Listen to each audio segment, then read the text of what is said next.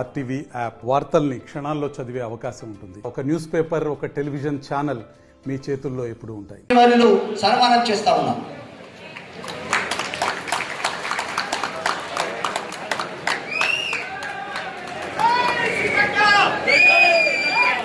సభ్యులు రామలింగం గారు,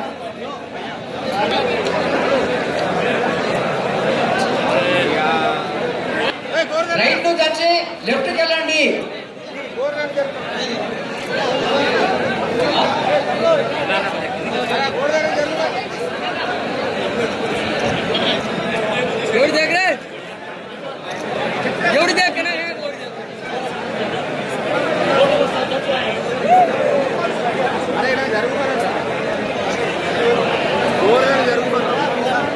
స్వాస్థ్య శత్రువులు లేరు, స్వాస్థ్య మిత్రులు ఉండరు.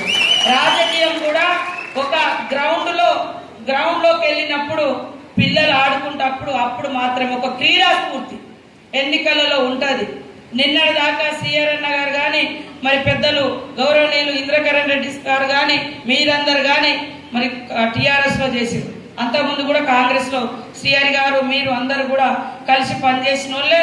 కాబట్టి ఏ సమస్య ఉన్నా మన అందరం ఓపికతోటి ఈ 10 రోజులు మన శత్రు మనకు వ్యతిరేకంగా ఉన్నది, ఈ దేశాన్ని ప్రమాదంలోకి నింపే పార్టీ బీజేపీ పార్టీ. ఎట్టి పరిస్థితులలో ఇప్పటికే ఇక్కడ గెలిచి ఎమ్మెల్యేలుగా గెలిచి వాళ్ళు ఏం చేస్తారో మీకు తెలుసు, మరి ఏ రకంగా ఇబ్బందులు పడుతున్నారో తెలుసు.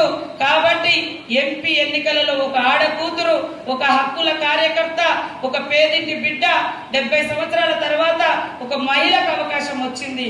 కాబట్టి మీకు ఏ సమస్యలున్నా నేను కానీ, పెద్దలు ఇంద్రకరణ్ రెడ్డి గారు కానీ, అటు శ్రీహరన్న కానీ, ఇంకా మనం అందరం మన కుటుంబ సమస్య ఈ రోజు నుంచి మన ఇంట్లో ఏ సమస్య వచ్చినా కుటుంబంలో ఎట్లయితే కూర్చొని మాట్లాడుకుంటామో అదే రకంగా మీ అందరి క్షేమాన్ని, మీ అందరి ఐక్యతను అవన్నీ కూడా సరి చేసుకుందాం. కానీ మన ముందున్న కర్తవ్యం ఇప్పుడు మన రాహుల్ గాంధీ గారిని ప్రధానమంత్రి చేయడం. సీఎం రేవంత్ రెడ్డి గారికి కూడా ఈ ఉమ్మడి ఆదిలాబాద్ జిల్లా అంటే అమితమైన ప్రేమ. వారు పిసిసి అధ్యక్షుడు అయిన తర్వాత మొదట మన జిల్లాకే వచ్చిండు. అదేవిధంగా సీఎం అయిన తర్వాత మొదట మన ఉమ్మడి ఆదిలాబాద్ జిల్లాకే వచ్చిండు. ఇప్పటికీ 3 సార్లు మీటింగ్ పెట్టిండు. రేపు అంటే 5వ తారీఖు నాడు 10 గంటలకు మన నాయకుడు రాహుల్ గాంధీ గారు కూడా వస్తున్నారు. కాబట్టి దయచేసి మీ అందరికీ ఈ రోజు ఎలక్షన్ల ముందే సీతక్కని కాదు, ఎలక్షన్లు అయిపోయిన తర్వాత మీ అందరి సలహాలు సూచనలు పెద్దల అనుభవంతో ఈ యొక్క పెండింగ్ లో ఉన్నటువంటి ప్రాజెక్టులు కానీ, ఇంకా రావాల్సినటువంటి నిధులు కానీ, అభివృద్ధి గ్రామాలకు రావాల్సిన అభివృద్ధి కార్యక్రమాలు కానీ అన్ని చేసుకొని మనం ముందుకెళ్దాం. మీరందరూ కూడా మరి ఐక్యంగా పని చేసుకుంటూ రేపు రాబోయేటువంటి ఎంపీ ఎలక్షన్లే మనకు పునాది. సీఎం గారు అంటారు దేవుడు గుడిలో ఉండాలి, గుండెల్లో భక్తి ఉండాలి. కానీ ఈరోజు దేవుణ్ణి రాజకీయ ఎజెండాగా వాళ్ళ పార్టీ జెండా మీద రాజకీయ ఎజెండాగా వాడుకొని ఒక దిక్కేమో వాళ్ళ గుర్తు పెట్టుకుంటారు, ఒక దిక్కేమో జై శ్రీరాము లేదా ఆంజనేయ స్వామి.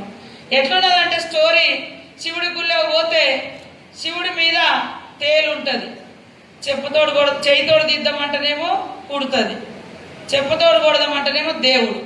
ఇటుపక్క వాళ్ళ గుర్తున్నది జెండాకు, తిడదామంటే ముందట శ్రీరాముని పెట్టుకున్నారు, వెనక పక్క వాళ్ళ గుర్తు పెట్టుకొని అదే మెయిన్ ఎజెండా. ఇవాళ దేవుళ్ళని ఎప్పుడన్నా రాజకీయ ఎజెండాలుగా. మరిన్ని వీడియోస్ కోసం ఛానల్ ని సబ్స్క్రైబ్ చేయండి, లేటెస్ట్ అప్డేట్స్ కోసం వాట్సాప్ ఛానల్ ని ఫాలో చేయండి, అండ్ లింక్ డిస్క్రిప్షన్ లో ఉంది.